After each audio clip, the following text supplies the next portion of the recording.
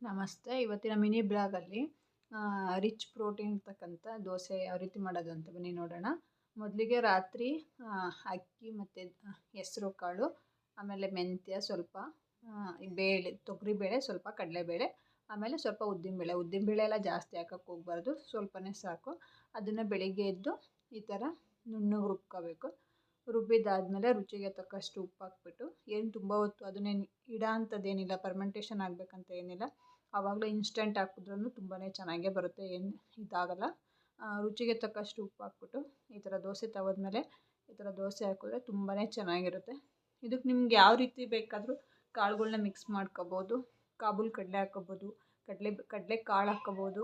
ಯಾವ ಥರ ಕಾಳಾದರೂ ಹಾಕ್ಕೊಂಡು ಈ ಥರ ದೋಸೆ ಮಾಡಿಕೊಂಡ್ರೆ ತುಂಬಾ ಚೆನ್ನಾಗಿರುತ್ತೆ, ತುಂಬ ಹೆಲ್ತಿಯಾಗಿರುತ್ತೆ. ಮಕ್ಕಳಿಗೆ ಬಾಕ್ಸಿಗೆ ತುಂಬಾ ಒಳ್ಳೆಯದು. ಮತ್ತು ನಮಗೆ ಕ್ರಿಸ್ಪಿ ಬೇಡ ಅಂತಂದರೆ ಬೆಳಗ್ಗೆ ರುಬ್ಬೋದಕ್ಕಿಂತ ಮುಂಚೆ ಸ್ವಲ್ಪ ಹೊತ್ತು ಅವಲಕ್ಕಿ ನೆನೆಸ್ಬಿಟ್ಟು ಹಾಕ್ಕೊಂಡ್ರೆ ತುಂಬ ಸಾಫ್ಟಾಗಿ ತುಂಬಾ ಚೆನ್ನಾಗಿ ಬರುತ್ತೆ. Thank you.